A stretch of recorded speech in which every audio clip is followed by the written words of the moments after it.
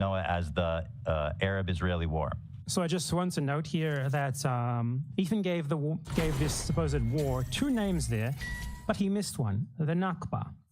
And the Nakba is a very relevant and very apt name, because the fact of the matter is that when this supposed war happened, the Palestinians had no real organization, no real funding, no really significant armed groups or leadership to protect them to fight back against the Zionist colonists, while the Zionist colonists had for a very long time organized terrorist groups, militias, etc. among them, which were extremely well funded by international organizations that they had formed, which were dedicated to funding and fomenting the Zionist colonization of Palestine. Hence, what Ethan Klein calls a war here actually started out as mass killings and expulsions by an organized military against the people who did not have one. The Nakba, contrary to the narrative of Ethan and Hila here, began before the intervention of the nearby Middle Eastern Arab states. It was a reaction to it, in fact. By the time of the Israeli Declaration of Independence, more than half of the people who were expelled in the Nakba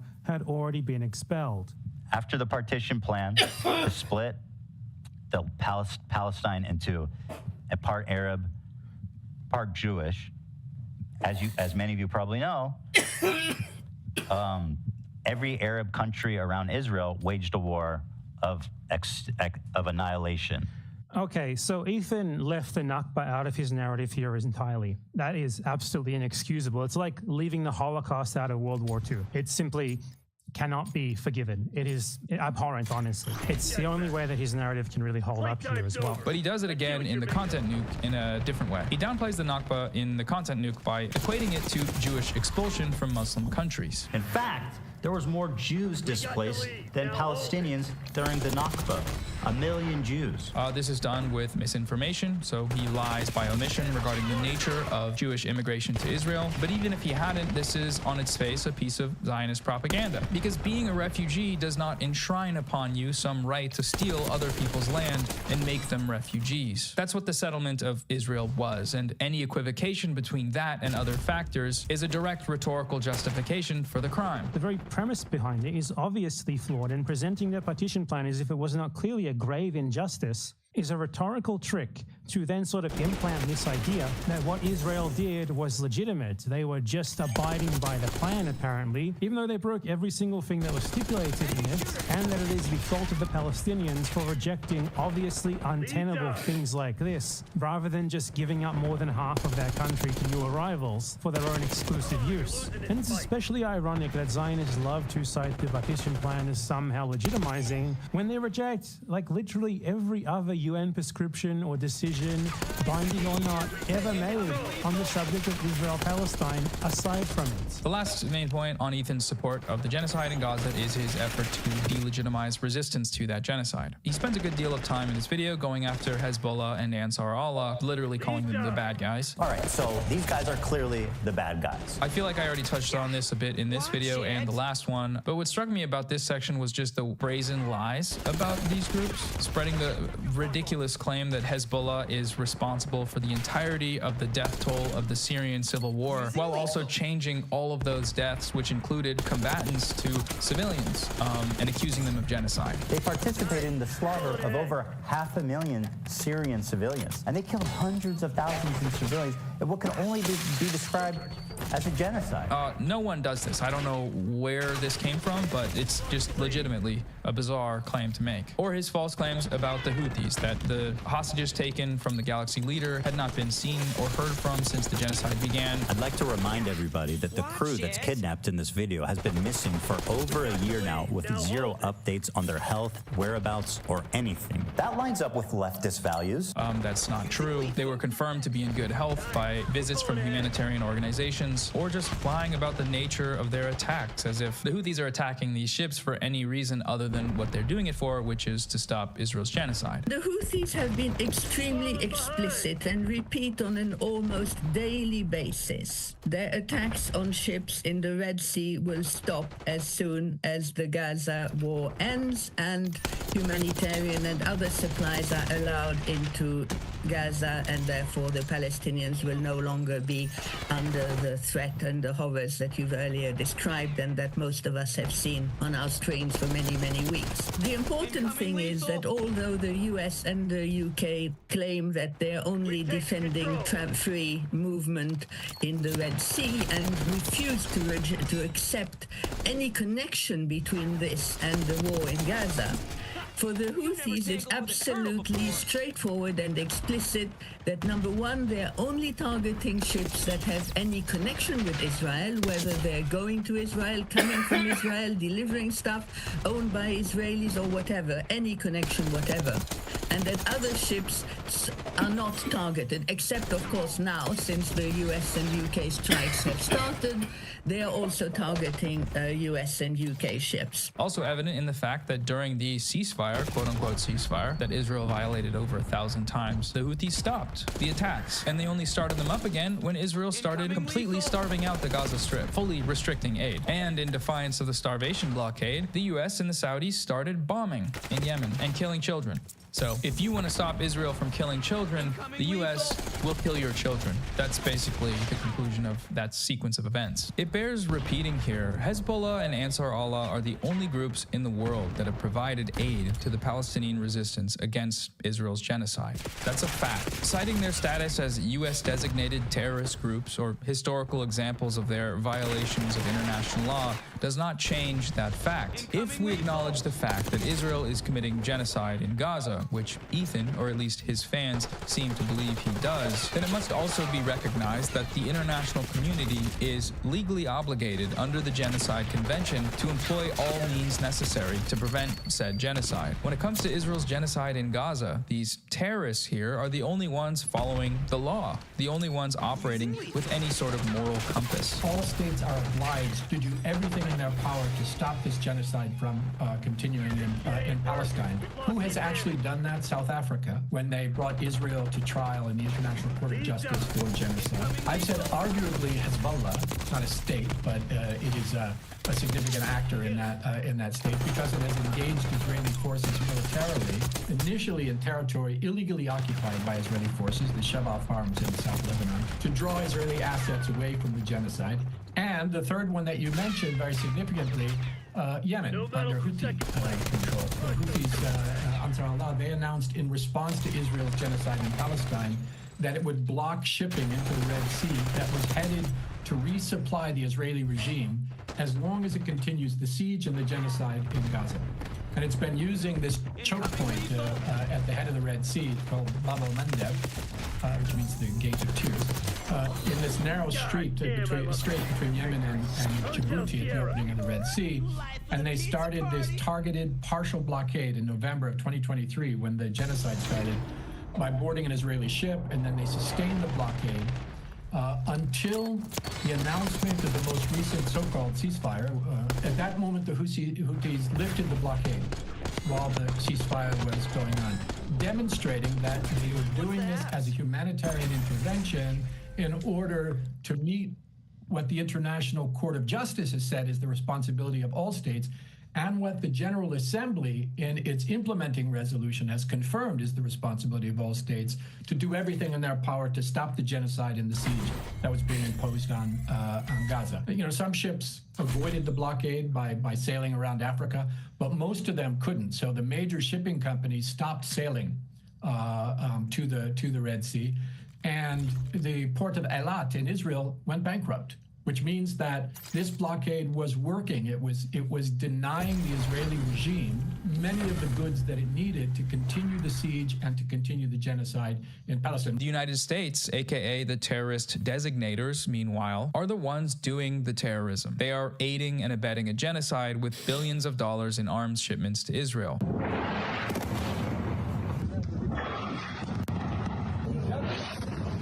The liberal framework of thought is only able to conceptualize actors in conflict as being good and bad. Israel's far-right government is bad, Ethan says, but so are terrorists. Genocide is bad. I don't agree with genocide, of course, but hijacking ships is bad too. It's against the law, which is bad. Everybody should just stop doing bad stuff. Okay, well, Israel's not stopping. They're not stopping the genocide. The US is not stopping its arms shipments so that Israel can continue that genocide. That is the material reality. If you actually want that genocide to stop, you need to do something material to try to stop it. And so far in the world, the only people doing that outside of Gaza militarily are Hezbollah and Ansar Allah. If you spend all your time attacking these groups while sitting on the sidelines, idealistically opining on what forms of resistance are acceptable to you, then you're supporting the genocide. Full stop. There's something to be said here about the basic attack on free speech evident in this campaign. They want to deplatform Hassan for interviewing a Yemeni teenager on the grounds that they believe this teenager is a member of Ansar Allah or the Houthis, a US designated terrorist group, and that Hassan didn't just interview him, but he promoted him. Glazing is the legal term they use, I believe. It started with Hassan platforming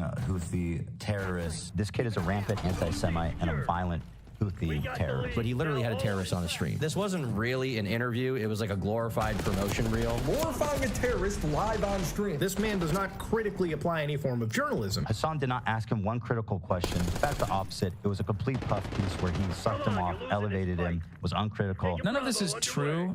Ethan provided no credible evidence to the claim that Rashid al-Haddad, or Tim Houthi Chalamet, the nickname of the Yemeni teenager, is a member of Ansar Allah. And in their interview, Hassan asked multiple questions that were critical of Rashid. I don't know if he can answer this or not, but as far as the Ansar Allah militancy goes, like as far as the standing military goes, like I don't know if he is allowed to speak on this. I don't know if he's like actually a part of the groups at all or just like simply a TikToker. You know what I mean? I don't know how to ask that in the best way possible though. His answer is a Yemeni who stands with Palestine. In America, some of the like leading groups that are pro-Palestine are led by Jewish people who are anti-Israel. How does he feel about that?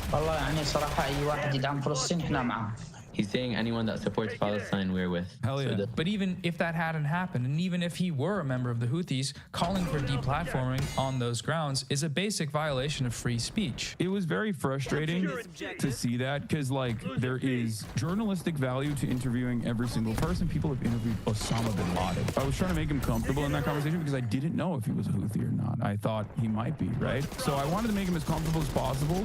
And then, yes, the conversation trajectory probably would have changed a little bit if he had said he was a Houthi. He said he was not. And I was inclined to believe him. There's no reason for me not to. But even in that process, they still asked him about like his thoughts on Jewish people, anti-Semitism and the like. They wanted to deplatform Hassan for watching an Ansar Allah music video on his stream. They claim that this is terrorist promotion, watching unfettered terrorist propaganda, as they claim. But the question here is, what level of denunciation and condemnation would be required during Hassan's viewing of that video in order for it to clear the bar of a valid viewing of a piece of political media? The mere existence on the screen of a video from the Houthis is enough to trigger that post-9/11 war on terror response in the American viewer, to the point that they're willing to just call for his banning for making such violent and evil threats like Yemeni people are a musical people, or these songs function as an act of resistance against the US-backed Saudi genocide. Instead of terrorist propaganda, let's call it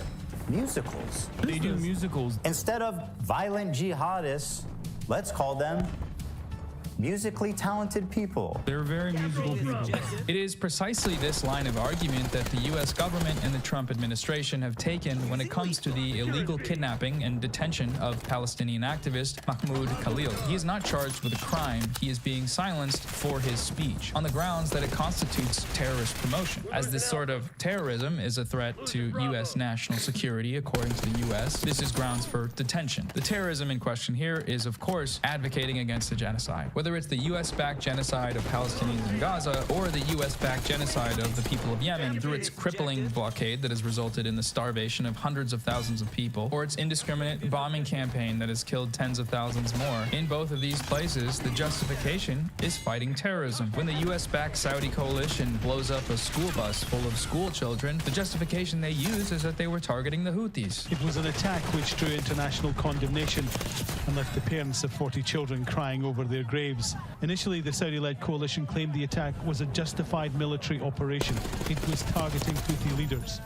Now, it says, it made mistakes. When Israel blows up a hospital, lighting medical tents on fire and burning Palestinians alive, the justification they're using is fighting terrorism. It's all part of this same system, and whether on the ground in Gaza or on the airwaves of media coverage of it, the premise itself of terrorism needs to be challenged. Which is why when you release a video for 3 million people attacking resistance to genocide as terrorism, Terrorist groups, terrorist propaganda, terrorism, terrorist organization. you're sort of doing that same thing. The last point for today's video I want to bring up is the concept of deflecting criticism. Ethan implies that my decision to criticize him or character assassinate and horrifically lie about him, as he put it, is tied to Hassan being my idol, and my idol being criticized compelled me to defend him, seemingly against logic or reason or something like that. This was an accusation shared by many of the viewers of my video. Hassan Glazer detected, opinion rejected. Now what's interesting is that this response simply reinforces my point about the Hassan bad online media ecosystem. To these people, responding to my arguments on their own merit is unnecessary because they can simply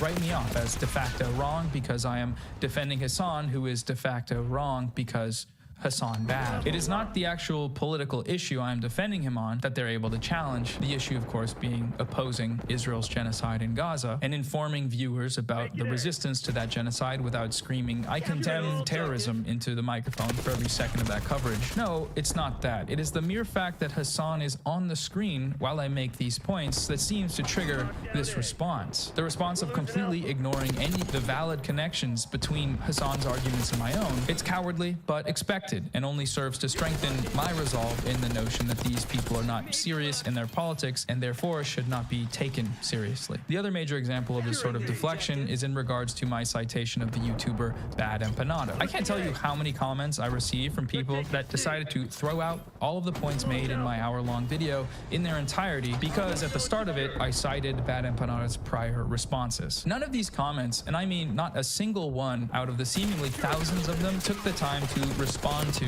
let alone debunk Bad Empanada's points about Ethan's video. So far, I haven't seen anyone do that or even try. Regardless of how you feel about Bad Empanada or what you think of his posts online, the facts are the facts. If you can't dispute them, then just say that and move on. Embrace your ignorance and your blind fandom, because at least then you're not being a coward. You're just saying, yeah, I'm dumb, I'm a dumb idiot baby. I don't like Bad Empanada because he's mean to my favorite streamer. Okay, that's fine. That's the truth. There's a claim going around that Hassan being pro-Palestine does not make him immune from criticism. One of the most cynical methods Hassan deploys to sidestep any criticism is to deflect to the ongoing genocide in Gaza. I've seen him do this so many times. He frames it like you are selfish for trying to criticize him, no matter what the reason is, because there's a genocide happening, man. How can you criticize me at a time like this? In one way, this is true. Like, let's say Hassan walked up to you and stepped on your foot and you said, "Hey man, don't do that, ow." And he responded by saying, "You're going to criticize me while there's an active genocide going on right now? Seriously?" That would be an example of an invalid deflection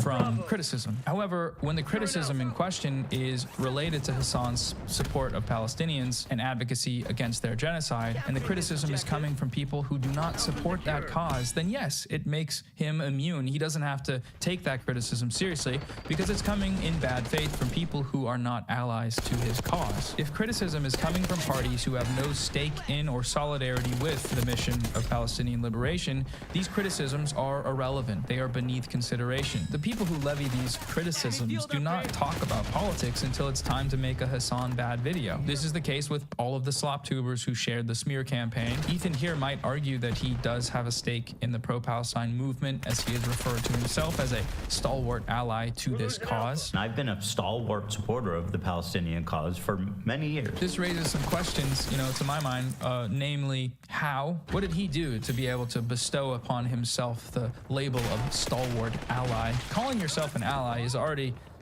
what are you doing? But in this case, especially, what are you doing? What did you do? What did he do? He donated to a fundraiser. Okay, but what if I told you that this donation was a one-time donation of what is likely less than 1% of his yearly income to a fundraiser that Hassan ran, and that this was followed by total silence on Gaza over the course of the genocide until it was time to attack Hassan with smears that originate from genocidal Zionists. And then in order to justify these actions, he would hold that donation of what is likely 1% of his yearly income over people's heads. I've donated $6,500 to a Palestinian charity after the war started. Hey, Ethan Klein, thank you for the dono. Ethan Klein gave $6,500. My go. And when I say silence, I do mean that. A search through every episode of the H3 podcast, which is Ethan's most significant form of content creation in the span between October 7th of 2023 and the release date of his content nuke, you can count the number of times Gaza is mentioned on one hand. Most of the time, it's not even brought up by Ethan. It's brought up by his producers,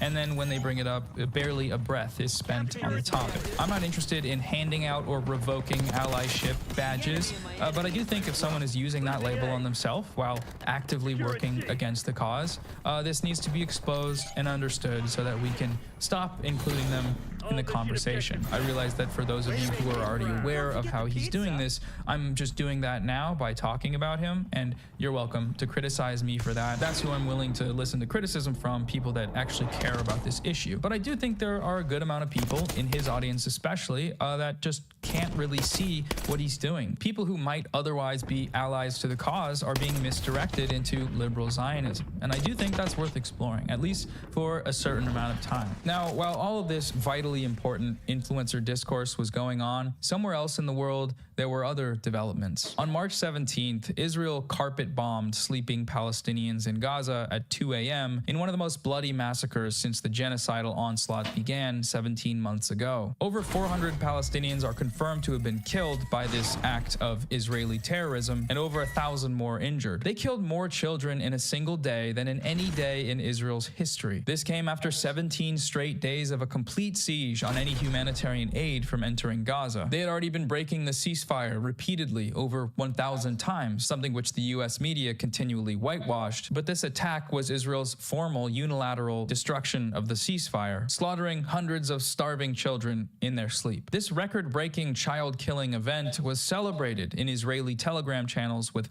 hundreds of thousands of members. In response to a video of a Palestinian girl mourning her mother that was slain by Israel, the Israelis wrote, "Cry, you whore, a whore, 1,000 whores. Cry as long as you can until we get to you too and eliminate you together with your ugly girl." To a video of a child in Gaza collecting his parents' remains, someone replied, "A young piglet vigorously collects hot and fresh litter to break the fast." The very next day after this massacre, Israel blew up a cancer hospital, the Turkish Friendship Hospital, the only hospital in Gaza specializing in treating cancer patients. They just blew the entire building up. It's rubble now. The IDF said that the hospital was a Hamas compound, but it was actually an IDF compound. They raided it at the start of the genocide, kicked everyone out, and have been using it as a military base for the past 16 months. If we're gonna make this about good and bad, generally speaking, the people blowing up cancer hospitals are not the good guys. So if this is what's gone on in the first 3 days of Israel's full breaking of the ceasefire,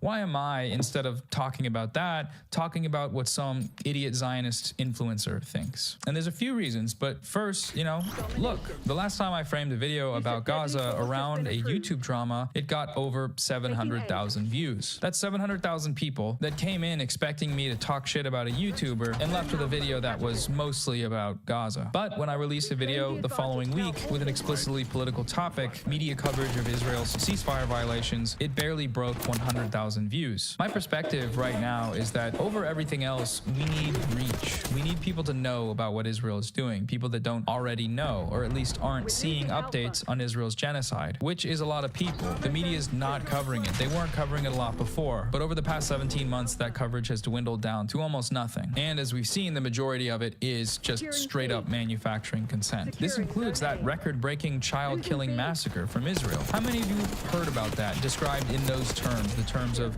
what actually happened and not just another new, quote, Israeli Gaza offensive with some catastrophic record-breaking death toll that doesn't even make it into the headline? The best way, I think, to get more people to know about this stuff is by using the algorithm for what it's meant to be used, which is views. And in this case, what that looks like is farming drama. I could be wrong about this approach, and if you think there's better ways to go about this, then feel free to let me know in the comments. I've been thinking about lately doing something like scaling up and running the channel as a platform, but a non-profit, so that I can just cover more things more consistently and not have to choose between, a US-backed child massacre and Ethan Klein, but until then, it's going to be a bit of a mixed bag. Regardless, it doesn't matter what you think of these creators. It's not about them. It's not about anyone being good or bad or what your YouTube subscription feed says about your morals. It's about a genocide that's happening right now, that's unfolding in front of our eyes, and that most of our countries are actively supporting. If these creators are giving people rhetoric to support the genocide that's happening, then we need to talk about that. That's something we need to discuss, especially if that person is claiming to be an ally to the cause. And if other creators are fighting against it, then that's worth talking about too. If they're providing historical analysis and breaking down propaganda that's being used for the genocide, or giving an honest voice to its resistance, then that content is important and should be shared and supported regardless of how you feel about the individuals involved. Unfortunately, we're sort of stuck in a media ecosystem that cares far more about influencer drama than it does about Palestinian lives. Part of the effort here is an attempt to steer that media ecosystem and the consumers existing inside of it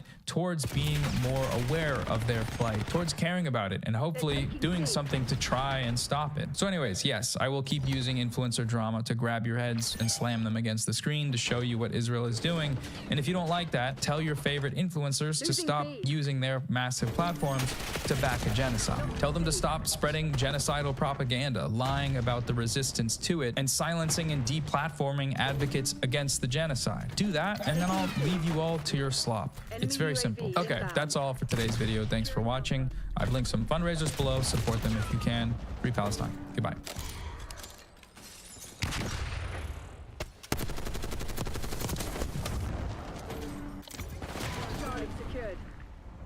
Task Watchdog Helo in my AO.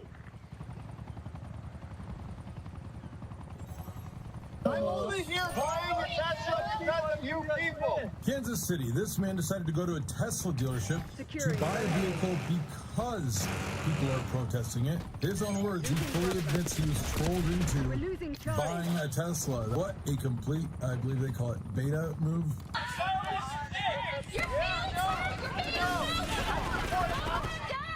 Nazis! Oh, fuck you all!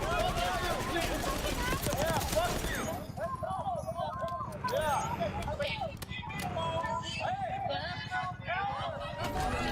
Doing the Nazi salute on camera. That's oh my god. Taking B. Oh, this is ridiculous. I'm only here buying a Tesla because of you people. Why don't you no common sense?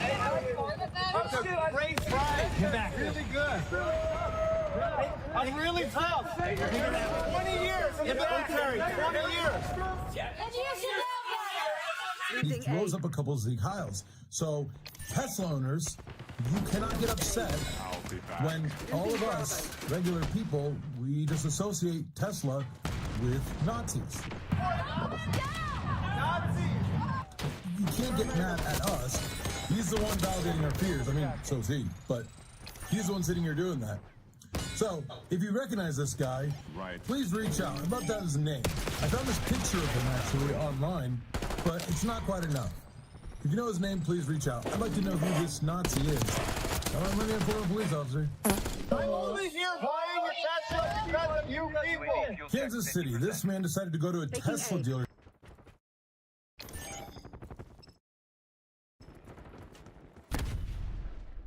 They're taking C.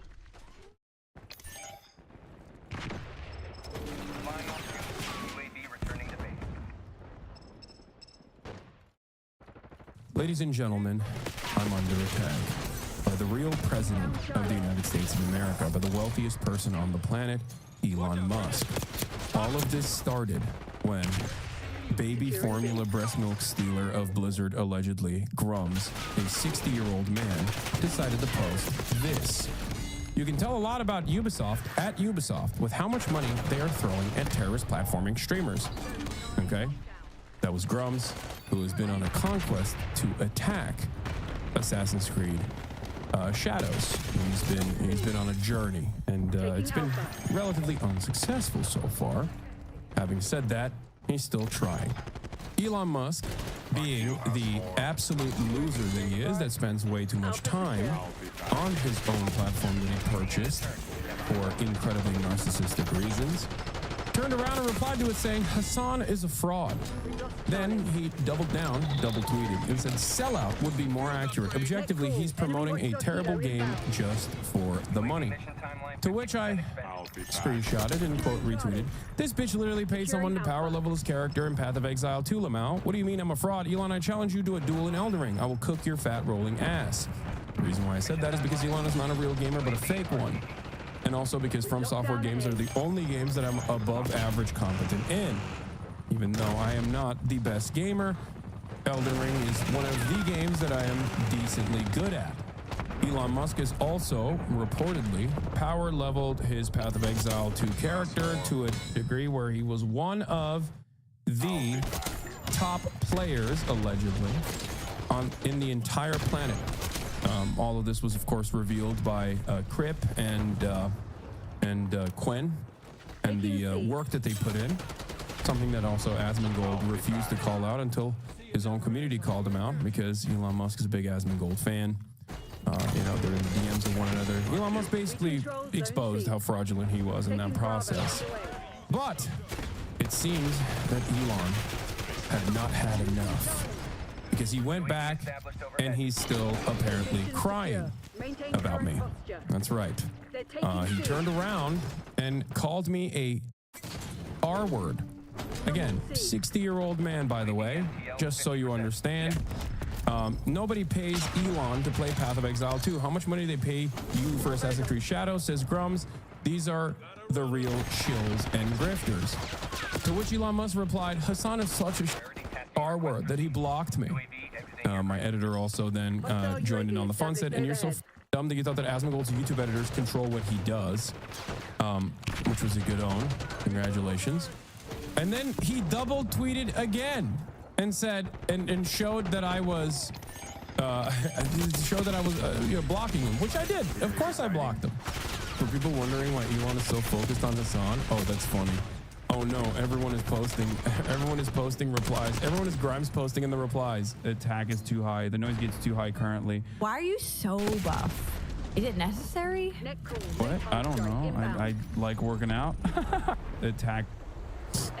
Now, what I find to be particularly strange about this saga is that no one is addressing the fact that I said I would have him on the stream. I would 1v1 him in Elden Ring and expose him for the fraudulent gamer that he actually is. Now, I'm rusty on Elden Ring. I haven't played in a while. I don't know what the new metas are, and I still think I could cook his ass. That's number one. Number two, if we are not going to test our mettle in Elden Ring, we could also do it as interlocutors in the marketplace of ideas. I responded to him, a 60-year-old man who's the wealthiest person on the planet, and yet still a ginormous, narcissistic crybaby, with this. I said, yeah, I blocked you out, Elon Musk, because you bought this website and you forced everyone to see your dumbass tweets 7,000 times a day. Why do you think I'm afraid of you? Come on the stream if you're such a big man. Elon Musk, noticeably, has refused to respond to me at all. Perhaps it's because I blocked him. So, in the interest of fairness, I will unblock him so he can reply to me directly if he chooses to do so. Elon Musk, of course, is a coward and narcissistic and thin-skinned. I will most likely subsequently block him once again because, as I said on this tweet, I hate seeing all the posts that he boosts on purpose. It is so annoying.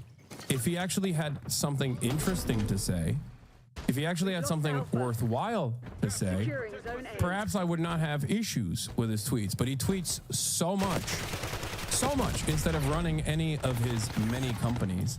That's all he does, as a matter of fact. And as you guys know, I've talked about how Elon Musk is someone that I truly love because his ineptitude in broad daylight is single-handedly destroying the myth of meritocracy.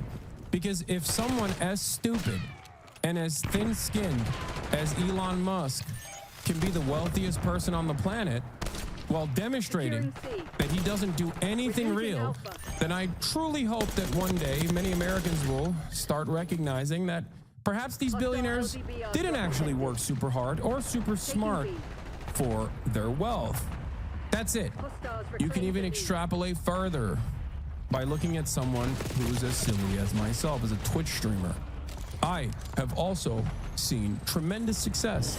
I'm not particularly smart or uniquely charismatic, and yet I have been able to achieve financial success to the degree that I have. It's obvious that to even my haters that meritocracy is a lie. Jaubrey also had a funny tweet on this. The richest man on earth having a meltdown over a Twitch streamer just proves that no amount of money can make you any less of a loser. There it is. This is the Elon Musk saga. There you have it. My challenge is still simple. Elon Musk, come on the stream. Show everybody how not afraid you are. Except, Elon Musk, you have backed away from challenges time and time again. When Jon Stewart said he wanted to have you on the broadcast, you said you'd be down to do it with, as long as it was in real time. Then you turned around and ran away from that. And you claimed that he was compromised. Elon Musk also backed away from fighting after entertaining the notion of fighting Mark Zuckerberg. Imagine being afraid of Mark Zuckerberg. Will Elon Musk run away from a challenge once again? Perhaps he will. Anytime, any place, Elon Musk. I'll come to you if necessary. The ball's in your court. I will say that every moment that he spends crying on Twitter about how a Twitch streamer blocked him is perhaps a moment that he is not spending on eviscerating the administrative state and potentially cutting Social Security. So I'm doing my part, ladies and gentlemen. That's right. What have you done today? Can you make a screw Elon meme coin? No. It does. One last note that I will mention is that I have talked time and time again about how Elon Musk has known who I am and has not been a big fan of me for quite a while. I've talked about this quite a bit. And people used to tell me, Hassan, you are so full of yourself. He has no idea. I knew, because of sources that I cannot reveal, that Elon Musk has actively had a grudge since I had his baby mama, friend of the show, Grimes, on the broadcast. Where she said this. This could perhaps be one of the reasons as to why Elon Musk has been so angry and so resentful about my existence for quite some time. Because the attack is too high. The noise gets too high currently. Why are you so buff? Is it necessary? What? I don't know. I like working out. Yeah. You miss long hair Hassan? Long hair Hassan wasn't that good. I wasn't a fan of long hair Hassan. That was a particularly good hair day. Yeah, thank you. Anyway, let's see if he tweets a little bit more after this, but I think this will most likely shut him up again. There's a certain amusement in Elon screenshotting your profile, complete with the PFP of your armpit. Yeah. He's gonna hit it. He's gonna put a hit out on you. Yeah, I don't think so. I mean, if it happens, it happens. It is also kind of funny that award-winning journalists are sending me the Elon Musk tweet. I won't name who, but nothing like two heavyweight fake gamers doing what they do best for the love of the sport. Yeah. Apparently Grok thinks you would win in a 1v1 versus Elon and Elden Ring. Ask it 1v1 in Elden Ring who would win, Elon Musk or Hassan Piker. I don't know how to use Grok and I don't want to use Grok. I don't know how any of that works, but I'm not going to do that. If he responds, you have to end your response with, now be quiet. And then he will have to respond. If he takes you out, know that you died how you lived posting. Yeah. Someone asked Grok to analyze the Elon Musk fight. Predict the outcome of an Elden Ring 1v1 between Elon Musk and Hassan Piker is speculative, but can be informed by what we know about their gaming experience and approaches to the game. Elon Musk has publicly shared his Elden Ring build, which became infamous for his unconventional and suboptimal choices. His character at level 111 leaned heavily into intelligence deck setup with high stats in those areas.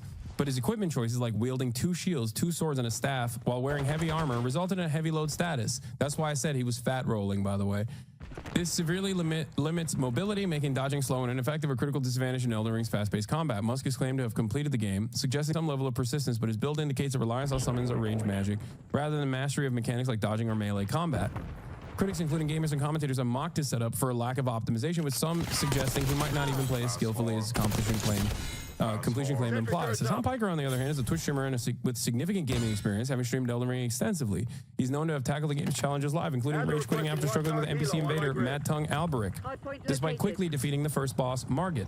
This indicates he's comfortable with the game's difficulty and has practical experience with its mechanics, even if he's not immune to frustration. As a seasoned streamer, Hassan likely has a better grasp of builds and combat strategies honed through hours of play and community interaction. While his exact build isn't as publicly dissected as Musk's, his streaming background suggests he's prioritized a more balanced or effective setup, likely medium armor for mobility and a mix of melee and magic tailored to his playstyle. In a 1v1 duel, Elden Ring heavily favors skill, reaction time, and build efficiency. Musk's heavy, clunky build would leave him vulnerable to a mobile opponent who can dodge and punish slow rolls. Hassan, with a streaming experience and a likely better understanding of the game's meta, could exploit this by using a faster weapon like a katana. It is my weapon of choice. Or spacing Musk out with spells while avoiding his attacks. Musk's high intelligence and spell slots, e.g. Comet or Danny's Dark Moon, could pose a threat if he lands hits, but his lack of flash in the quick menu and poor mobility make it unlikely he'd outmaneuver Hassan. Given these factors, Hassan Piker would likely win. His practical experience and adaptability as a streamer give him an edge over Musk's quirky, inefficient build and questionable combat prowess. That said, it'd be a hilarious spectacle. Musk's fat rolling onto Hassan's blade while tweeting about it mid-fight. Why is Grok constantly dunking on Elon? This is the thing I don't understand. Doesn't Grok like sometimes call him a pedophile and stuff? What are the odds he actually comes on? Less than 0. Are you kidding me? He has never in a million years. He has never in a million years entertained contentious conversation. Are you kidding me? He lost his at Don Lemon, dude. A lot of my naysayers would much rather stick to their own platforms and cry over and over again rather than talk to me directly. It's actually rare that he mentioned you. Yeah, yes and no. He has in the past, but only tangentially. This is one of the first instances where he's like directly mentioned me. Burgles, thank you for the 50 bones. Yeah, he won't even do Jon Stewart, which I understand why he wouldn't do that. He would be thoroughly embarrassed by Jon Stewart, you know? So, it is fun though. It is fun that we can all unite. Company. Yeah, remember this conversation that took place with Elon and Don Lemon? So you said if they kill the company, it's them. But doesn't the buck stop with you? I mean, you're on. I have to say, Cussy Connection, thank you for the 10 big ones. Choose your question carefully. There's 5 minutes left. Odds on if he's watching the stream right now, there's a likelihood. Okay, but so is this the question you want to ask? The same question is you said that they are killing the company, but you're the head of the company. The buck doesn't stop with you? I acquired X in order to preserve freedom of speech in America, the First Amendment, and I'm going to stick to that. And if that means making less money, so be it. So I have to be, listen, I'm just being honest, right? I'm not trying to, like, get you or anything. I was just surprised that you would blame other people for killing the company. I mean, that you're the, I mean, when you say the buck stops with the President of the United States, regardless of what happens, right? So, why would that question upset you? You seem upset by it, are you? I think you. I'm not trying to upset you. Well, you are upsetting me because the way you're phrasing the questions, I think, is not cogent. It's not what? Not cogent. Cogent. Yes. Go ahead. If given a choice where an advertiser is saying, like, you have to censor all this content on the platform, irrespective of where their advertising appears, then our answer will be like, look, you can choose where you want your advertising, what you want your advertising to appear next to, but you can't insist on censorship of the entire platform. And if you insist on censorship of the entire platform, even where your advertising doesn't appear, then obviously we will not want them as an advertiser. So what would you say to advertisers who have left the platform or who are considering coming back or not coming back? What would you like to say to them? Well, first of all, almost all of our advertisers are coming back to the platform. So nope, it's a very short list of advertisers who are not. Yeah, the fantastic advertisers that come back onto the platform is Adolf Hitler, cryptocurrency schemes, and I don't know. I don't even get that many ads anymore, but it's usually like the dumbest I've ever seen. Yeah, porn ads. It's fantastic. Really cool stuff. Don't forget Nixon Groiper. That's what I'm saying. Yeah. I get a lot of schizophrenic people on my ads. I'm not even using it as a pejorative, like literal schizophrenics. Yeah. Temu? I don't even think there's Temu ads. I never even see Temu ads. Yeah, advertisers are rushing back to advertise on Twitter so hard that Elon Musk is trying to literally, Elon Musk is trying to sue advertisers to come back to the platform by force. Not coming back to the platform.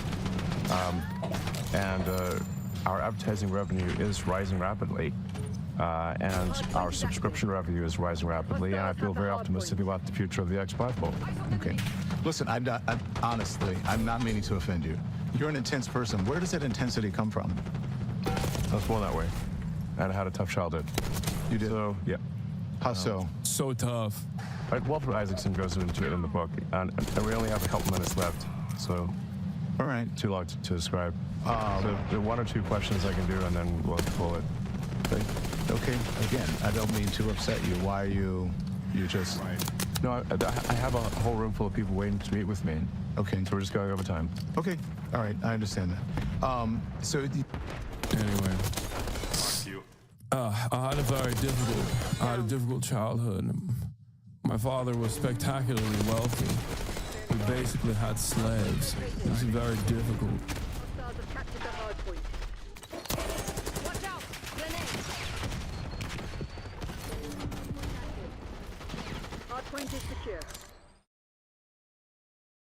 You're not my family. All right, well, I'm so. You work here, bag. Howard, I simply. Sal, you're mentally ill. You need complete help. Every morning he asked me, did Howard come in today? All right, so in this video, I'm going to be talking about Sal Governale from the Howard Stern Show. People keep asking me for more Stern Show videos, and it's been a while since I made one. So I thought I'd get back into it, because also, even though this stuff is old, it's way more entertaining than any podcast nowadays. So I briefly talked about Sal in some other videos, but there's still so much more to cover with him. Like, he was one of the craziest characters on that show. He was completely out of control when he first joined because he was a massive fan and was obsessed with Howard. So when he finally got a job there, he just went nuts, which was great for listeners. But Howard, he would get really frustrated with him, and eventually he had to reel Sal in because he got way too carried away. Like, once he started to affect Howard's personal life, I think that's when Howard needed to get him under control. But Sal's early years there, he had absolutely no filter. I mean, for a while, he kept insulting Howard's fiance at the time, Beth, which was a bold move. And by the way, let me say something. Look at my dog. How cute is that? What, the one sitting on the bench? Oh, dude. I'm leaving. What can I say about Gary Dell'Abate? You got a face like a horse, you've sucked Howard's cock to make it in show business, and you love eating at Nobu. Oh, wait, that's my roast about Beth. I'm sorry about that. Is he ever going to get to Gary? I'm sorry, Beth. In case you didn't get that joke, let me translate. And seeing Howard have to put up with Sal is one of the best parts of the show. Like, he caused Howard so many problems and so much stress in his relationship. It's hilarious. Like, after that roast, Sal, he kept making horse noises at his comedy shows, and the fans would start doing it too. Beth, I go, you're in an apartment with Beth. I wish I was there. So once in a while, because of the roast, which is on Howard TV, sometimes you hear like the horse, and they come out of the audience, and I do it back. So that's do whatever you want, man. No, but wait a minute. Oh boy. I only do that because that's on TV right now. I mean, that's just a joke that's out there. I'm not insulting Beth. Sal, you've started a thing where people are making horse noises. Yeah, but that's on Howard On Demand. The horse neigh and everything's on there. I don't really mean it. So you began a bit. When Artie says fire, like everybody knows Artie says fire. Everybody knows Artie says crazy. That doesn't insult anybody. You're scaring me with your eyes. Don't do that. Whatever you want, Sal. No. That's your relationship with her. I'll stop it. No she more thinks Beth you're jokes. Fucking ass. No more Beth jokes. She doesn't know from that. God forbid she's out with some fans somewhere and they start doing that to her. That's your fault. But if I was roasting you, though, would I say some of the faults of your wife physically? No, but in relation to the show. And Sal was definitely jealous about, I mean, he was jealous of anybody who's closer to Howard than him, because he was just obsessed with Howard and the show. Like, at their engagement party, which they were already hesitant to invite Sal to, he decided to give a speech, and the whole time he just talked about how much Howard means to him, and he didn't mention Beth at all, so Howard had to cut him off. But Sal's whole speech was about my career and how he listened to me as a kid, and It was the history of you and him. yeah. I whispered in his ear, mention Beth, asshole. Yeah, I know. Because you're an asshole. You had to even say it to him. Yeah, I should mention Beth. But I was trying to get the point I was trying to make. I go, Howard, if you get 1 ounce of the pleasure from Beth that you've given the world, then you got the luckiest girl. And then you're the luckiest person in the world. And You got the luckiest girl. Luckiest girl. Even your Freudian slips are so revealing. She's the luckiest girl. She is. But your part about Beth is all about Howard. No, but look, the point I'm trying to make is that this guy's broke his ass for 20 years, and it took him 20 years to break his ass to entertain the world, yet all he needs in his life to get that back is Beth Ostrowski. All right, get out of here. You don't see how that's all about him. You're insane. No, you're insane. Because she's a terrific girl, and I'm the lucky one getting her. Right. Here's your gift for making me and all my shithead friends. You don't know how to make a fucking speech. I know how to make a speech. Beth always She's not screw just up. a present for Howard. Well, what's wrong with being a present rather than being a pile of shit? I mean, she is a gifted person. Listen to me. She's a gifted person that she has the ability to give you the pleasure that you deserve that you've given the world. Get on that. You're a creep. Listen, what do you do for a living? I'm on the radio. Right. And why? Because you have a fixation and a need to entertain people. Go ahead. And you have. Right. And you've graced so many people with being an incredible entertainer. And I know you hurt inside. I know you do. You know, I know you have a lot. And the point is that somebody like you, over years and years of grief and anger and anxiety, you've put it all on the line. You've entertained so many people. You finally got what you deserve. You finally got the pleasure back in your life that you've given so many people. And that pleasure is Beth Ostrowski. You're a fucking lunatic. And Howard had to walk a fine line with him because he knew Sal was crazy, but also he knew he was good for the show. So he'd try to put up with him, but Sal would always take things too far. And Sal thought because he grew up listening to the show and he's such a big fan of it, that means he knew what Howard was like. But Howard's much different off air, and like he's way more proper, and he doesn't want to have to deal with somebody like Sal in his personal life. So once Sal started causing problems in his personal life and in his relationship with Beth, that's what really started to set Howard off. But Sal didn't understand that. Like, he thought outside of the show, Howard wanted him to act the same way as he does on the show. So when Howard decided to invite him to their wedding, even after everything he said about Beth, because he felt bad for him, Sal, he started floating around the idea that Howard secretly wants him to make a scene at the wedding, and that's why he was invited to it, you know, because then it'll make good content for the show. And Sal keeps saying that the show is more important than Beth. So Howard, of course, just disinvites him and is like, dude, you're out of your mind. I said, what's your theory? He goes, I think subconsciously Howard wants me to do something wacky at the wedding. Oh, Well, my God. Sal, I'm taking the invitation away. You fucking moron. No, wait, hold on. Won't do anything weird, and I'm not your therapist. Beth is marrying you because you have an endearing personality, you're a very powerful person, and you're extremely talented. That came from the show. Now, What? that came because of the popularity you've gained through the Howard Stern Show. You have created this entity. And in an odd way, Is that right? all these events that have happened throughout the course of the years that have made your show great has led you to Beth. So I think there's only one thing more important than you than marrying Beth, and that's for a good show. So subconsciously, All right, Sigmund by Freud, you knowing, let me just tell you something. Hold on, please let me finish, sir. Subconsciously, by you, So does Beth subconsciously want you to do something too? but there's one thing up higher than Beth in your mind, and that's the show. So subconsciously in your head, you're thinking, okay, if Sal comes to the wedding, something might happen, and even though I love Beth, it could lead to something good for the show. I'm telling you right now, you're fucking insane. You're mentally ill. All right. And you have low intelligence. And you invited him to your wedding. If your show goes down, Good. because I'm not Good. the guy That's you right. want me to I be, want and my Beth show to go. divorces you That's because you're no right. longer All right, popular, get the don't fuck blame out. me. You're insane. Get out. No longer popular. Get out. I don't even want to hear your voice. Dude. I felt bad for you. Thank you. Because I know you're a fucking head case, and I know how you're a crybaby. I'm not And I know crybaby. as tough guys, you come off and you try to make jokes about everyone. The second anyone says anything about you, you go into a paranoid fit. So I didn't want you to fucking bum out that day, so we took some compassion on you. But the audience is right. I'm an asshole for inviting you. Really? You're an ungrateful retard. Ungrateful? Yes. How am I ungrateful? Because here I've invited you, and your reaction is bizarre. It's not. I don't know. I just know that every time that we go You're out, saying you're so fucked up that if I invite you, I want something bad to happen. not bad, but something interesting. Oh, here's what I want to have happen. Oh, it won't be interesting without you. No, but keep in mind. Sal, Howard, do me a favor. This is just a Honestly, theory. this Just is a for theory. real. This No. is for real. Here's my theory. No, Do let me a favor. No, I'm taking it back. I don't want you to come. No, Howard, I it's don't just want you a to theory. come. No, It's don't it. do You're not- that. You're not being allowed in. I'm No, telling you. I don't hear you. I'm taking my headphones off. I you're can't out. hear you. Goodbye. You're out. I don't really believe that Howard is creeped out to that degree over me suggesting that he might get a kick out of something kooky happening. So take it's not that bad. I'm not talking about putting fucking cherry bombs in the toilets. It's your opinion. Talking whether about it's just bad or- maybe singing a fucking song. For Christ's sake, what are we? What is this here? I mean, are we on the Catholic channel? I'm talking about nothing. But he's not. I'm sorry. I grew up with a guy who wanted to sculpt dead people, and that's the guy that I love and admire. And so I kind of get Howard's crazy side. But that's not Howard in real life. I know that, but I'm sold on that. If it's not Howard in real life, who the fuck am I? What? So it was hard for Sal to accept that Howard wasn't the person he thought he was. And when Sal first got there, it was really bad because he thought him and Howard would become best friends and start hanging out outside the show.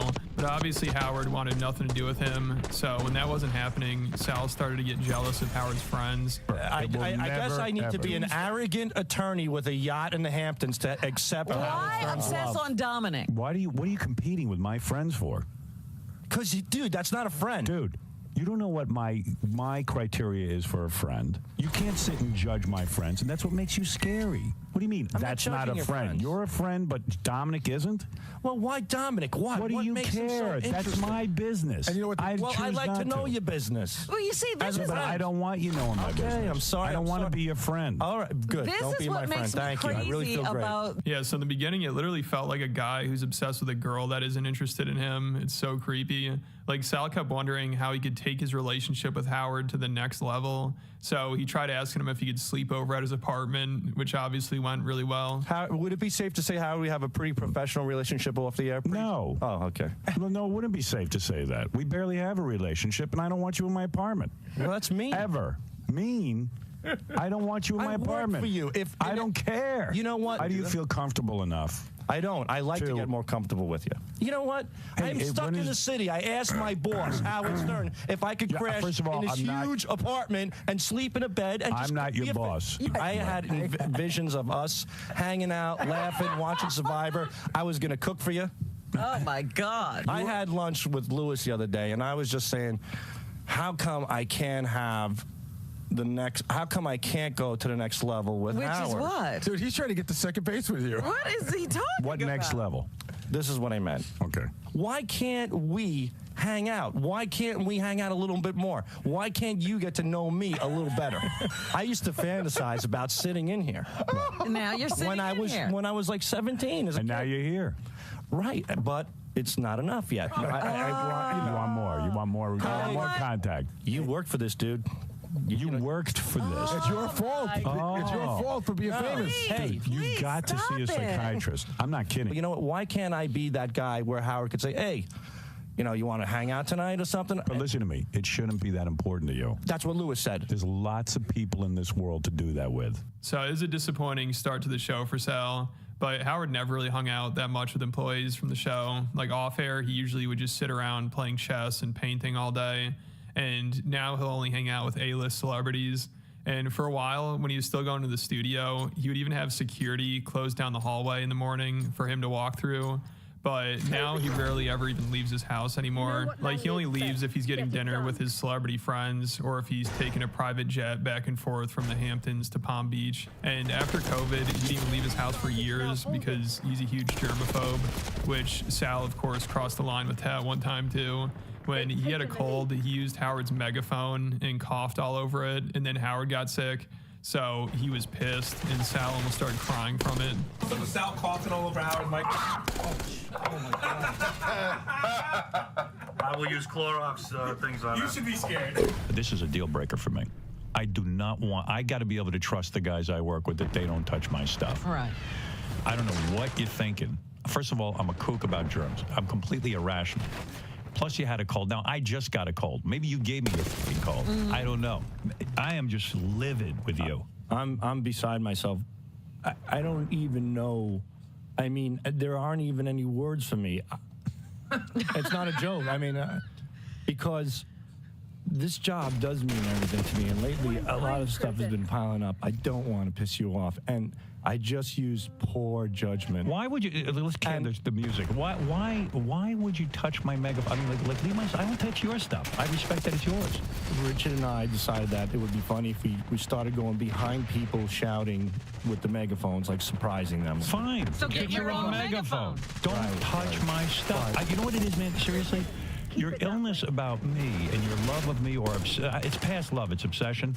You putting your hands on my megaphone, it's almost like you're holding me up to your mouth. Like it's honestly, psychologically, you got to get past this, dude. You're whacked out of your friggin' skull. This bad judgment you keep pointing to, why do you think it's going to get better? Because I know never to touch any of Howard's things again. No, you don't know anything until after you've done it and we told you it was wrong. Is there any time you can avoid? Are you a fucking lawyer? But she's right. I know not to touch your shit, Robin. What is this? But you don't have judgment, dude. It doesn't. Now you know not to touch. I'm apologizing to you. What are you gonna do next? When are you gonna use? Your What is that? apology means nothing because it's always after the fact. Listen, You but I don't made a know what to mistake. do. Sal, there's got to come a time where you look at that megaphone and say, or whatever that's going to happen. You go, you know what? This ain't worth it. You got to have some judgment. Right. The megaphone should have never happened, is what she's saying. Right. When are you going to be able to read a situation and go, you know what? Fuck, I got to respect this guy's private space. This is a guy who gave me a job, and this is a guy I like, and this is a guy whose respect I want. This is a guy whose trust I want. You can trust that I'm not going to go into your office and go through your personal things. You can, though, but I don't want to. The only person I'll do. There are a few other times Howard had to snap at him, and one of the times, I think this was around when Howard finally had to get him under control because he couldn't take it anymore. Like, this was after the wedding, and Sal still kept trying to get involved in Howard's life, and he decided to email Beth after he heard Howard tell this story about how him and Beth got into an argument because she had a document open on the computer, and Howard, he said he saved it, but when he closed it, it didn't save.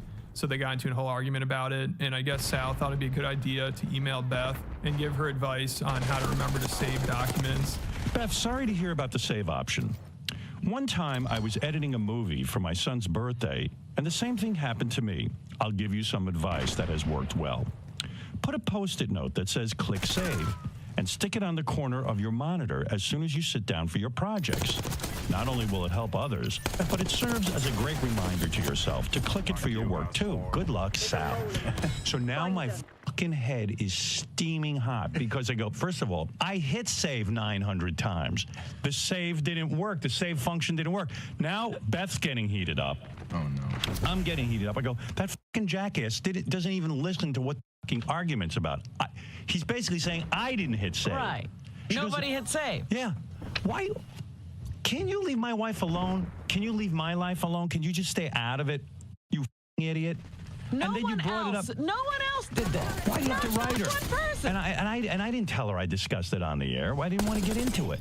I was just trying to be nice. That's all. Yeah, but Sal, I told you, we hit save. That wasn't the problem. You can send a Post-it note to your... Well, Howard, if you click... Hold on, Robin, I'm sorry. Sal, the whole point was I came into the room and hit save like 20 times before I closed it. But you have to admit... Sal, don't write my wife. I'm not. Stop it. I'm telling you something else. You have to admit that. Yeah, but your note is exactly what I'm talking about. It misses the fucking argument. We hit save. It wasn't a question of hitting save. We hit save 50 times. I got it. It wouldn't save. I know you've never heard of it because you're a fucking genius. You fucking cocksucker. Stay out of it. But why are you involved in their lives anyway? No one else here thought to write them a note.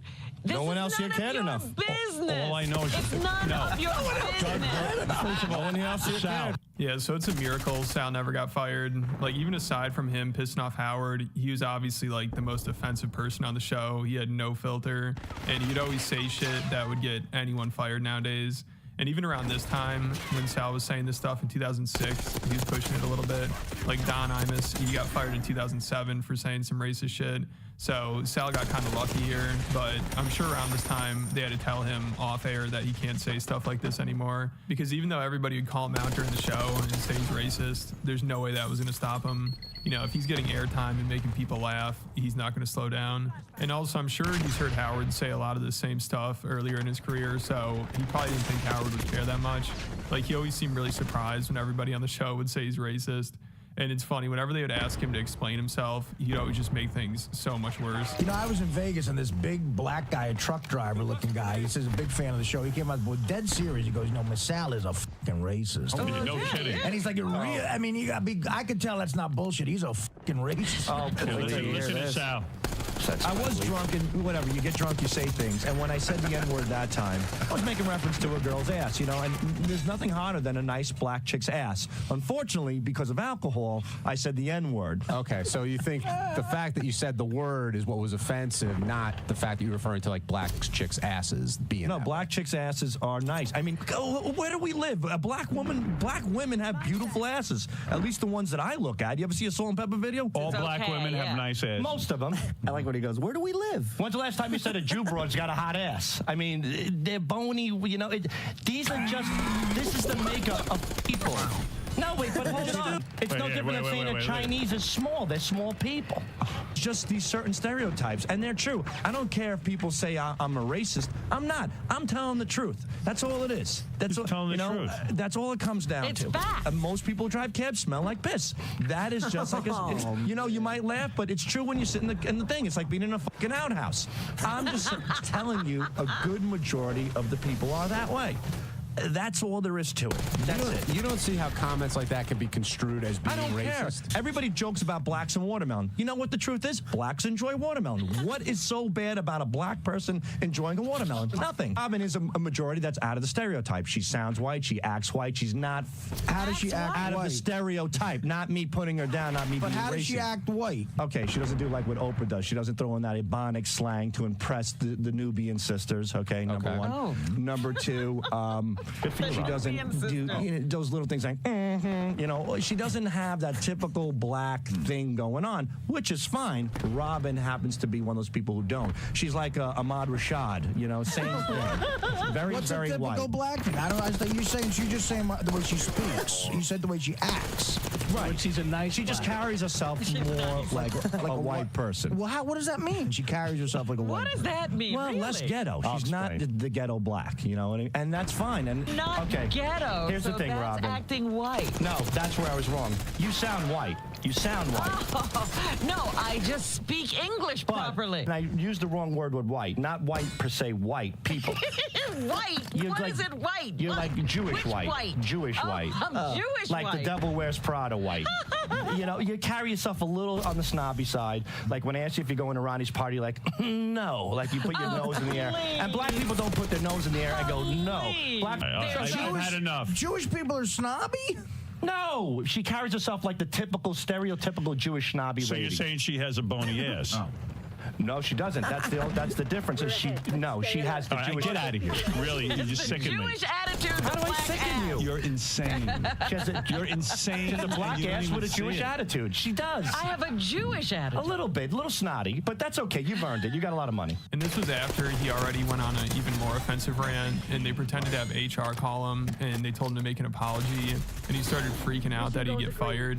But then when he figured out it's just a joke, he's like, oh, I knew I didn't do anything wrong, even though everyone's still like, no, that was pretty bad. But obviously reprimanding him on the show doesn't work very well. So eventually Howard or HR probably really did have to sit down with him off air and tell him to chill a little bit. You know, between him saying stuff like this and him annoying Howard and some of the degenerate stuff he's doing, they definitely had to get him under control, which they somehow managed to do. Like Sal toned it down a lot. And I believe he's still on the show, which is pretty wild, even though I doubt he has a big role anymore. But it's crazy to look back at all this in 2025 and know he's still working for the show somehow. Like, I doubt anyone thought he's gonna last this long, but also it is his dream job. You know, he's always wanted to work there and he wouldn't know what to do without it. I mean, one time Howard pranked him and made him think the show was ending back in 2010 because his contract was up and he announced he's re-signing, but Sal was late for work, so he didn't hear it. So when he got there, Howard told him he was retiring, and Sal just lost it. He had a complete breakdown. My wife wants me at home more. I talked to the company. They didn't want to rearrange my schedule at all. They were inflexible. And my hand started to shake, and I backed out. And I called Sirius last night, and I said, I can't sign this. And I sadly want to say that I'm going off into the sunset. And I love all of you. Holy fuck. And So next week's the last show? Yeah. This is it? Thursday? Next Thursday. And let me say something. I'm not leaving anybody high and dry. Letters of recommendation. Thank you. I'm sorry, man. I know how much you devoted. Oh, my God. What? Wow. I'm sorry you're crying, Sal. I see the look on your face. And I It's know just you like, you know, I don't know. I got, you know, I am so happy that you've made my dreams come true, but it's so bittersweet because I have 3 little boys. I don't know what to do. Sal. But it's not you. This is nothing. This has nothing to do with you. You again. I mean, I'm grateful for everything that you've done for us. You know, to work for you, the greatest entertainer in the world. I mean, and to give me a piece of my life that I can always be so proud of. I can't thank you enough. Maybe it's even a good change for me, but I hope it's good for you. I hope it's good for every one of you. Well, you know, Sal, you all right? been He's having a hard time. privileged to work here I for just so don't long. know. I mean, I got these little boys. They're my life. You know, I just like, oh fuck, what the fuck am I gonna do? Your sons. Oh, dear. Sal, I'm so sorry. Sal, I apologize to you. I'm sorry to the audience. To the audience? I'm crying like a little bitch, but... Sal, look at me. I want to tell you something. Could you look at me? No, I mean, this is not... I don't want to play this off like it's sympathy, because it's not. But, you know, I just wasn't expecting this. Sal, look at me. Could you look at me? I can't. My eyes are swollen. No, look at me. Fucking tears. Look at me. Were you late today? Yeah. What happens when you're late? You get a good thumb, don't you? You missed something. You dumb 6 o'clock, I announced I signed for 5 more years. You missed the real announcement being late. Oh my God, you gotta be kidding me. Oh my God. I can't believe this. You're the only one who didn't hear the announcement. It's been all over the place. Oh my God. What the fuck is wrong with you? Yeah, so that shows everything to him, and he probably would be screwed without it. Like, when people leave that show, usually they have trouble finding success on their own, unless they have a real job. Like, Sal's job on the show was just to make prank phone calls. That's what he's hired for. So he would be lost without it. He's right. So that's about it for this video. But if you want to hear more about that Sal apology tape, I have a whole video about it over on Patreon. And that's seriously like one of the funniest things ever. And there are over 120 other exclusive videos on there, and a couple more Stern Show videos about High Pitch Eric and Ralph, and probably some other ones. But there's a lot to go through. If you enjoyed the channel, I highly recommend it. I'll put a link in the description. Hold on. Two things, okay? Don't let me forget the story. Anyway, so I went to dinner. I can't really say names, but I can say names if you edit them out, okay? You just did it again. What the f is this? I got the worst seat in the house. People are watching this. People are jumping off buildings behind me. It's kind of cool. And they're like, Bert, stop talking. I want to watch action. She goes, so what are you doing? And now I'm like, I don't want to say Dana or Joe's name, not name dropping. So, but I go, we're coming out for the UFC fight. And Mel Gibson's just like, so what do you do? And I was like, nice. I'm like, hook, line, and sinker. And I was like, I'm friends with Joe Rogan. God damn it, what the f did I say? So a couple of weeks ago, Tom and Bert went to the South by Southwest Festival in Austin, where they hired out a party house to host friends and fans of their vodka brand Porosos.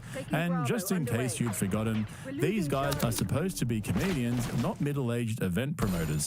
Now that I think about it, if Bert had never met Joe Rogan, he'd totally be a nightclub promoter. Anyway, this special episode of Two Bears, One Cave was cringe as fuck, and I'm going to take you through all of it. There are a few things that came out of it, such as Tom asking Bert about Ari Shafir, going around saying that the story about how Ari dosed Bert with Molly was just a bit and it never actually happened. And I've also got a clip of Big J Ogerson calling out Bert for being a tone-deaf redact on Matt and Shane's secret podcast. As for this party, though, it looked fake as fuck. I seriously think half the people in the background standing around the pool were hired extras from a talent agency. They were clearly trying to thirst trap their audience by having two blondes right behind the camera in clear view. And they never actually explained where they were and what they were doing. They thought it'd be funny to say they were going to talk about the party, but then they just changed the subject.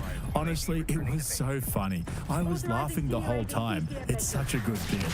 I'm in a really good mood today. Yeah, I see. I mean, the outfit looks like it's That's a good mood too. Yeah, it's Where'd you get that? I bought it in Las Vegas. I didn't look at the price tag, and I really regret that. I looked at the price tag today as I was unboxing it, and it was a little pricier than I imagined. Really? Ever paying for anything. For anything? Anything. Where'd you get it? I don't know.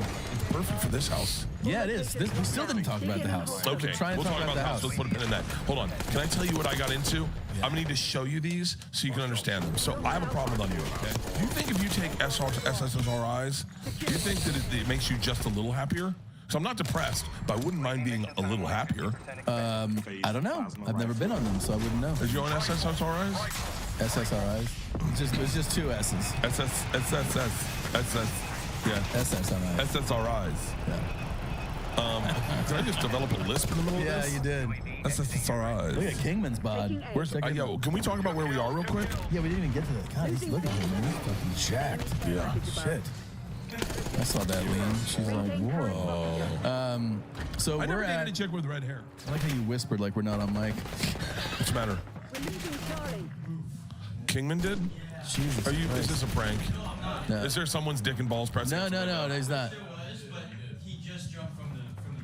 Look at that psycho. Jesus Christ. We have insurance, right? Okay. Yeah, so the whole episode was like that. If we ever needed evidence that Tom's checked out, then this was definitely it. He strategically placed himself on the side so he could see out the window and check out the hired talent, while Bert just rambled about his career, his legacy, and all the shit he's been talking about in therapy. I swear, Tom barely spoke in this episode. By the way, someone should tell him that when he shaves his beard and dresses like that, he looks like a millionaire trying to dress like a billionaire, but ends up just looking like a serial killer, which he is, allegedly. And there's nothing more disturbing than two middle-aged comedians who are married with kids thirsting over younger women live on a podcast for the world to see. I think we should wrap it up. We got to go socialize. We got to eat a burger. Are you going to eat a burger? I'll eat the guts of one. Huh? I'll eat the guts. I'm supposed to get an IV, but I saw those ladies back there. I don't know if I trust them. Are you just looking at asses? Yeah, a little bit. Hey, ladies. Hey, how you doing? How's it going? All right, let's go check out some asses and some IVs. And thank God I didn't bring my wife to this. Can't wait to see a 55-year-old chick in a one-piece in the fucking pool. All right. Hey, is the sauna on? Can someone turn the sauna on? Oh my God, Philip Lee, you got burgers? I'm gonna have two. I'm in my one piece, I don't mind. So for those of you who were wondering what the fuck was going on in my previous video when I played this clip of Bert stuffing his face with a burger while on a vitamin IV, this was the party they were at. And it's funny how Bert was just telling Tom how he'd only have the guts of the burger because you know how Bert's keto now, so he doesn't eat carbs. He basically has the self-control of a toddler. Bert's the only person I've ever seen who thinks that contradicting himself and lying to everyone is a flex. The way he was demolishing that burger, knowing he was on camera, is fucking gross. Now, you're probably wondering why I sound like I have so much hatred in my voice today, and you're not wrong. I am actually angry, and there's a very specific reason why. Hey, when's this come out? My special's dropped, right? Well, check out my special, Lucky, streaming right now on Netflix. There you go. There you go. That's my plug.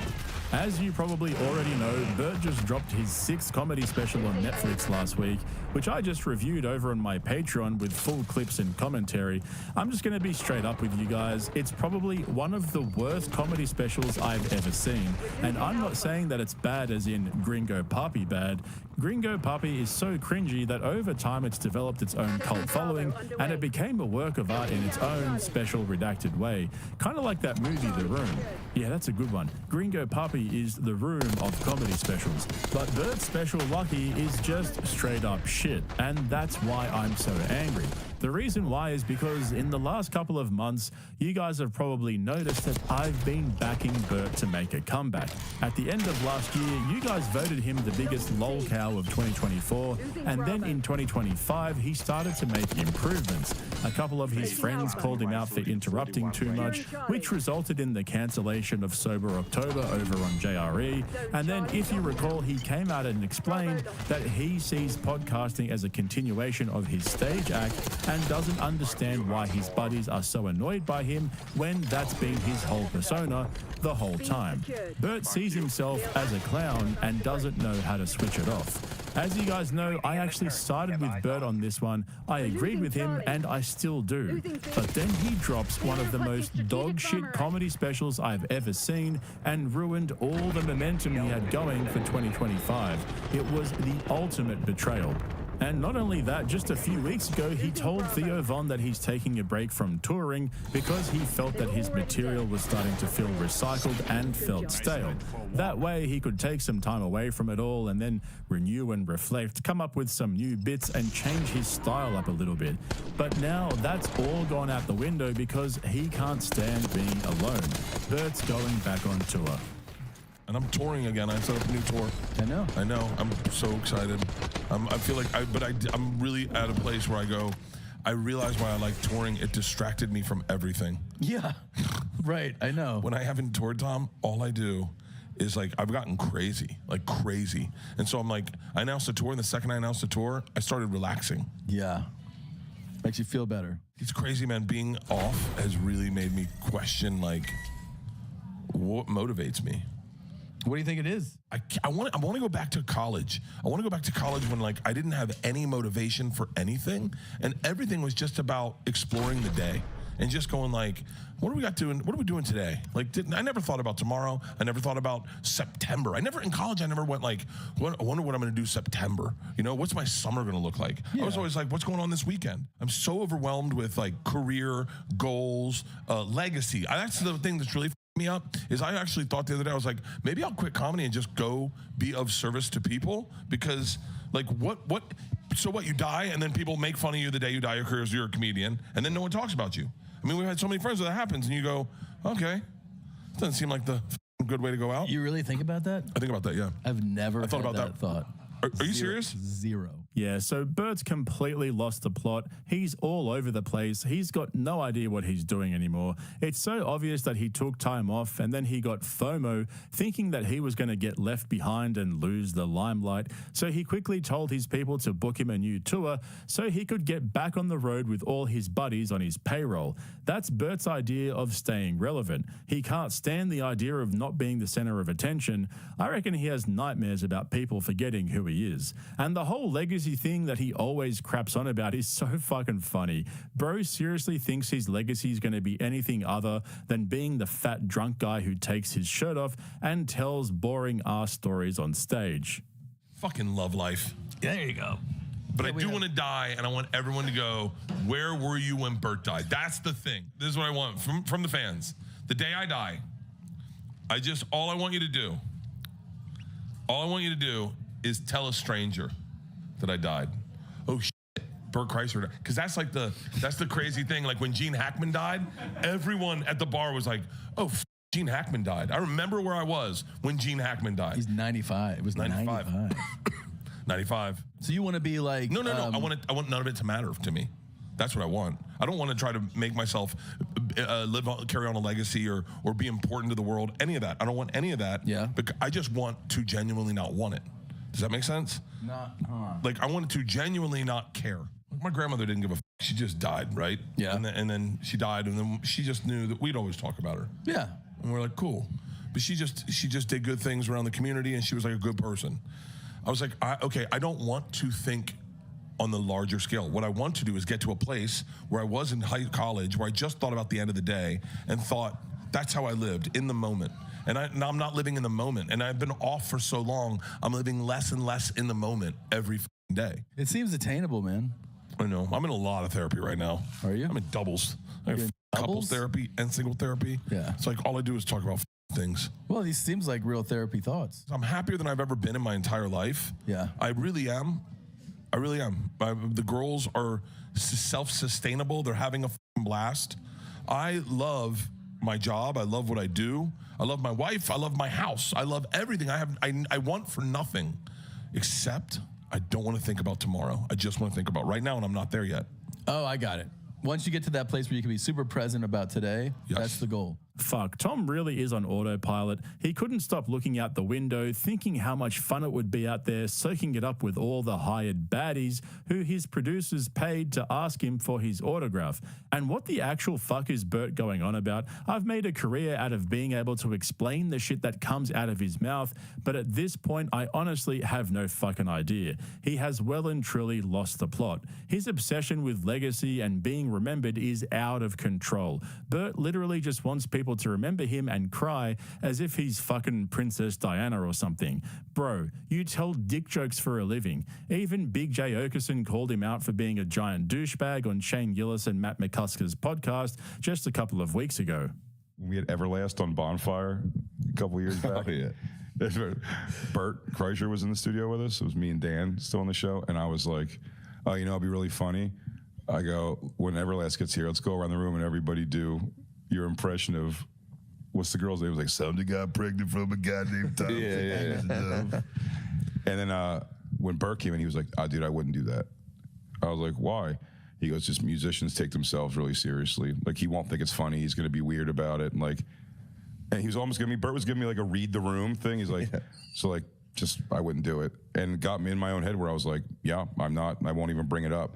And then when Everlast came in after talking to him for a little bit, he was very cool. And I was like, hey, we have a guitar, man, here if you want to play a song or anything. And Bert goes, oh, if you play a song, I swear to God, I'll get butt naked right now. And I was like, yeah, brilliant. I'm like, Bert, you told me to read the room on that. He doesn't want to hear an impression of himself. But you think one of the top Mount Rushmore of wiggers wants his payment for doing something he already doesn't want to do, to be a man gets naked in the room? You read the room, Bert. He's like, oh, I'll get naked if you do. Hey, dude, great news, I'll get naked if you do something. Oh, you're probably really cool. You're probably cool with the nudity of men, right? That's so funny. Hey, you grew up in a culture that's pretty like fucking awesome with gay. That's such a funny move. I'll get totally naked. But the fact that he had the sense, it's the outward, like he knew, he's like, yeah, that would not be a good thing. Like he needs somebody to go, Bert, I don't think Everlast wants to see you naked as a reward, punishment, or otherwise. Seriously, we need more Top 250 comedy assassins calling Bert out like this. You can just imagine Bert sitting on the toilet scrolling through his feed when that clip of Big J comes up and sends him into a rage. Apart from Brendan Schaub, who was relegated to a mere civilian after his untimely retirement from comedy just over a year ago, Bert